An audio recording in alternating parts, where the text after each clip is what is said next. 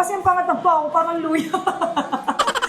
yun talaga yun. Kasi for me, I accept my face talaga na kahit malaki siya. Tapos yung yung kahit may pimples ako, wala nang problem. Yung pa ko lang talaga, ewan ko. Kasi lagi niyang, kasi yung jowa, meron sa paa mo? yung jowa ko kasi lagi sinasabi, ang pangat ng paa ko. Pero okay lang, kasi I love myself. Yun lang yun. Accept your Be, pag pose din. nagsapatos ka, di nakita. Yun naman. Hello mga ka-timey, another day, another vlog. And for today's video ay sobrang tawag dito, parang kakaibang vlog to. Kasi first time namin tong gagawin ng aking friend. And yung papakilala ko sa inyo later is isa sa mga unit manager ng Sun Life. O, di ba? So kung naghahanap kayo ng ng insurance, agad-agad. Ay, ito lang kontakin nyo. But anyway, itong namin, video na to is gusto namin makilala yung isa't isa. Although, kilala na namin, pero mas gusto ko pa siyang makilala deep. Deep talaga? Ganun kalalim. Anyway, let me introduce to you my friend, Lot Biher. Ano talaga no? Yeah. Hi guys! Ayan. Ayan, so napasama tayo ngayon sa Finest Vlog. Yeah. Wala. Sobrang saya lang nito ha. Ayoko masyado ng formal kasi masyado formal to eh.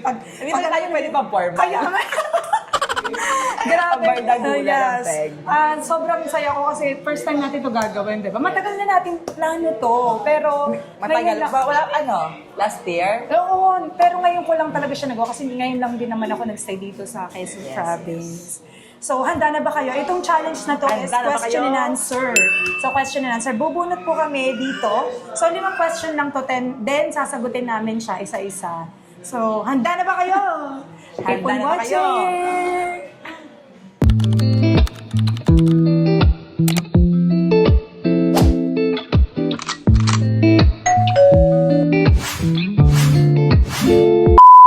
Ayan mga ka-tiny, before we proceed to our vlog, ay ipapakita ko muna sa inyo ang Zesta Cafe Flash Bar.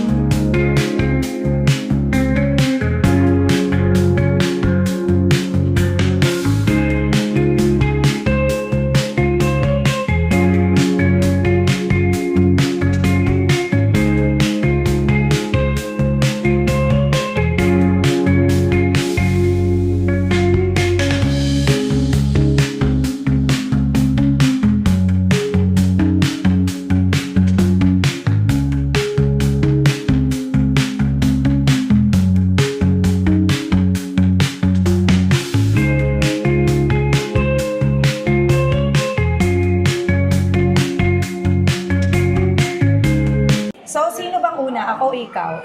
Bato-bato, pick na lang tayo. Sala. Oh, bato, pick. Oh, ikaw una.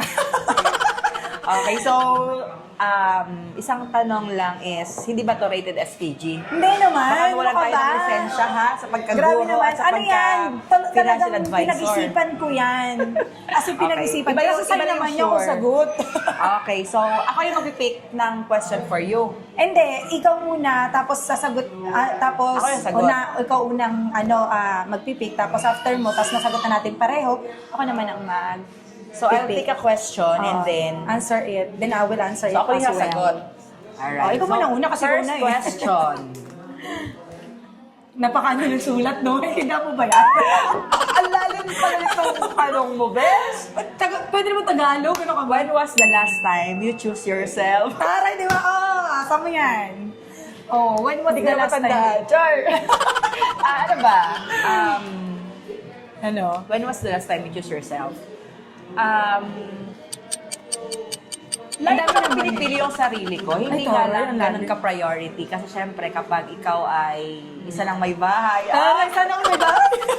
kapag isa ka lang may bahay, parang syempre, you have to consider yung side din ng partner mo. Ay? Yung every decision na ginagawa mo. So,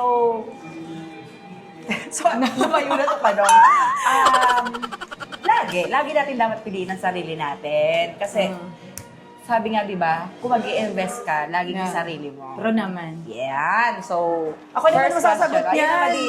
When was the last time you choose yourself? Palagi naman nga din kasi nga, ay hindi, parang nito lang din pala nung last year. Kasi nga, di ba, palagi kasi ako, yung parang yung family ko lagi yung inuuna ko. Parang hindi ko na Yeah. din siya, hindi ko Ganyan masyado siya. pinapriority yung sarili Ever ko. Di ba, since. kayo nga, lagi niyo ako mini-message na, uy, baka kayo ikaw naman, girl, ay papahinga din pag Yeah. may time. So parang, nito lang talaga na-realize ko din na, oo nga siguro prioritize ko naman yung sarili ko. Baka love myself naman. Kasi palagi na nga lang, nag-give ako, tapos wala naman pala sa akin. So, siguro it's about time. Sorry, it's about time. It's about time. Alright, so yun, sagot na namin. Ako naman ang Okay, Mama D. mag-i-peak. Napakalalim Grabe na mga mga tanong, question pang dito. MMK. Why you choose your present job than before? Kumbaga, ang tanong nito, bakit Ay, mo gusto ko pinili yan. yung sunlight? Gusto ko yan. Yung, di ba Ikaw, dati sagutin teacher mo muna, ka? ikaw Di ba? muna. Oh, bakit sila mamadali ka? Wait lang, ano ko Yung lang. tanong para sa akin. Kasi mga katayni, ang una ko kasi, ang job ko before is call center. So, hindi na ako nagtatrabaho talaga. So, parang ang pinili ko na ngayon is yung pagninegosyo. Pinili ko siya kasi yun yung love ng puso ko. And naniniwala din kasi talaga ako na hindi talaga ikaw yayaman sa pagiging empleyado. So, kung gusto mo talagang may goal ka talaga in the future na gusto mo yung ganitong buhay, yung passive income, ay go ka na magnegosyo. Pero make sure na malakas ang loob mo and mag-take a risk ka talaga. Kasi business is a business and maraming risk talaga dyan. Kaya yun, alright, Ayan. Isagutin mo yan. Ang tanong is, why you choose your present job than before? Like yung di ba ayan. before ka teacher? Oo. So, Tapos ngayon sunlight, bali, ako advisor. po ay licensed professional teacher and currently 5 years ako sa DepEd. And ayan, so bakit ko daw pinili yung trabaho na meron ako ngayon? So kung noon po na ako ay teacher, ako po ay nagtuturo sa mga estudyante para matuto sila sa loob ng sulok na silid ng paaralan. Pero Pakalalim. ngayon, mas malawak, mas lumawak yung na bibigyan ko ng kaalaman tungkol sa kagandahan ng life insurance, the protection, the security na binibigay dito sa bawat Pilipino. Oh! Yeah, about it. Hoy guys, mga katayin, hindi namin kayo binibentahan. I just want to realize sa mga Binibentahan audience sila, natin. Ben. Pwede. Ibig ko sabihin, ma-realize nyo man lang sana na you need have an insurance nowadays. Kasi diba? Hindi kasi, bakit ko ba pinili? Siguro yung time freedom na hindi ako gigising ng madaling araw. Yes. Kasi yung po kasing huli kong pinagturuan is 1 hour travel bago makarating sa school. So I have to prepare early Yes. dahil syempre pag naliligo tayo, nag-aayos tayo ng gamit, ganyan. Alam mo yung mga Then 1 girls, hour travel, pagdating mo doon, walang almusal, diretso turo Ayan. ka. Yun yung nagiging routine. oo, And parang iba yung routine. Na parang parang pagod everyday. ka, pero Oo. pagdating ng sweldo is Parang, hindi enough. yes, Ayan. correct. So, naghanap ako akala ko dati is part-time lang. And then, ito na yung kinakitaan ko na iba yung potential income siya. Pag masipag ka, ibibigay sa'yo yung Yes. yung kapalit ng sipag na binigay mo. Ayan. True. O ibig sabihin parang may ano talaga siya, worth it ba na So- nagtatrabaho ka ng bonggang-bongga, yung Yeah. kahit yacht po. Oo, so kahit po yan. yacht, oo. So yun talaga yun. Wala kang masyadong boss, Oo. walang time in, walang Ay, time out. may time freedom. May time freedom, plus you can work anytime, anywhere. Compared na nasa pagtuturo ka, syempre, hindi ka naman pwede magturo sa beach, hindi ka pwede magturo sa restaurant. So talagang Yes. time freedom can time work freedom. anytime, anywhere. Yes, Ayan. hindi lang yun. Ang gusto ko lang talaga sa mga nyo, parang nakaka-travel kayo, di ba? Yun yung maganda. Yeah. Travel's May mga life. travel incentive Yes. na hindi ko nga yung hindi pumasok sa isip ko na Makapag-travel ka sa makapag-travel ako. Kumuha ako ng passport actually is para makapag-apply ako sa Japan. Para magtrabaho Yeah, I remember. Oo, nasa prinsipyo tayo Nasa doon. prinsipyo tayo. Oo. Talagang Yun ang parang- purpose ng passport ko na never Never mo nagamit? Never in my dreams na magagamit ko siya. para sa travel lang. So, Oo yung nga. as Yes. vacation. Oo. Kasi akala hindi. mo before na magja-Japan ka, Oo, di ba? nagninihong-guninggo ka pa, Yan! nag-aral ka pa. Saksi din si Wadi dahil nung nasa... Pero ako yung nag-OFW. Nauna ako nag-flight. Siya yung saksi siya na nagninihonggo-nihonggo ako para Yes. makapag-apply nga dun sa Japan as Yeah, electronic, factory worker, ganyan. Yan naman talaga ano sa mga May jobs. mas magandang plano pala si Si Lord. Lord. Calling diba? mo yan. Hello, calling Lord. O mali, bunot na Anyway, ako. next Third ano na. question. Parang hirap ng mga question ko. Pero hindi ko alam kung bakit ko binianan yung sinulat. Nakatakot yung mga tanong niya, babe. Pero hindi, wala magandang mga questions yan. About life. Kung may isang hiling kang matutupad ngayon, ano yun at bakit? Alam mo yan. Ano nga eh. Alam mo hindi ko yan. alam. Sabihin mo sa ano natin, sa audience natin. Ayan. So, kami po kasing mag-asawa is yan. Sa estado na meron kami ngayon, ay baby na lang talaga yung kulang. Yan na lang ang tanging pinag-pray namin. Okay, pag-pray natin siya. Na sana ipagkaloob ni Lord. Kasi, ang daming nakaabang na nina. Yan talaga yun. Ang dami nagpe-presenta na ninong Grabe. nila. Kasi baby na lang po yung wala. So, Yes. pag will ni Lord, naniniwala naman po ako sa perfect timing niya na pag ibinigay sa amin is yun na yung tamang time na Yes. maging parents kami, hindi po namin siya sasayangin. Nakakalungkot lang, Madi, kasi di ba may mga balita na inapamigay yung bata o kaya naman ay makikita na inaabandon na. So, nakakalungkot kasi kami na nagnanais na maging magulang, magkaroon ng sariling anak is hindi kami yung binibless.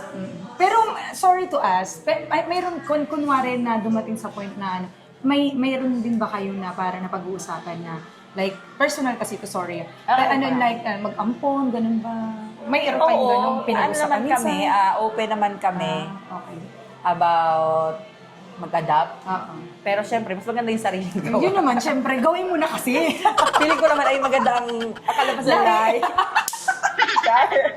Ayun, siguro ako, Pati ikaw. ako ang pinakang gusto kong, ang hinihiling ko ngayon ngayon talaga, ang pinakang hinihiling ko lang talaga is magkita kami ng jowa ko talaga. Oo, yun talaga lagi mong pinagpipray kay Lord na sana ibigay niya na sa amin. Pero sabi nga, kung hindi talaga para sa akin, hindi talaga. Kahit sobrang ang tagal na namin, pero parang ang dami nagsasabi sa akin na ganito, ganyan, bakit di mo pa bitawan. Pero kasi, hindi nyo kasi alam yung naranasan ko sa relationship before and sa ngayon na kahit, oo. And gusto ko lang talaga, hiling ko talaga is, yun nga, na magkita kami. And I'm sure magiging masaya yung papa ko. Alam nyo na, hindi nyo makikita ng 1 month si Tiny Grace. Pag nakita Hindi nila. ko vlog ko yan, kasi alam ko excited din kayo.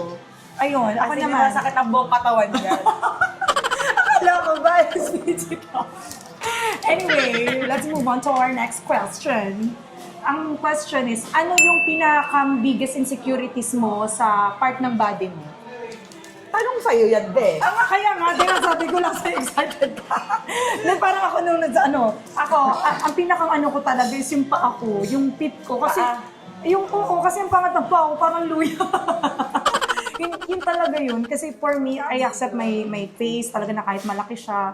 Tapos yung yung kahit may pimples ako, wala nang problem. Yung paa ko lang talaga, ewan ko. Kasi lagi niyang, kasi yung jowa meron sa paa mo? Yung jowa ko kasi lagi sinasabi, ang pangat ng paa ko. Pero okay lang, kasi I love myself. Yun lang yun. Accept your Be, pag pose din. sapatos ka, di nakita. Yun naman, lagi na ng sapatos. So ako, yung biggest Insecurity sa body mo, ha? Sa part Okay. ng body mo, ga. Siguro noo. Lagi kasing ito kasi Napapansin. talaga ang ano sa akin, Napapansin? tawag dito.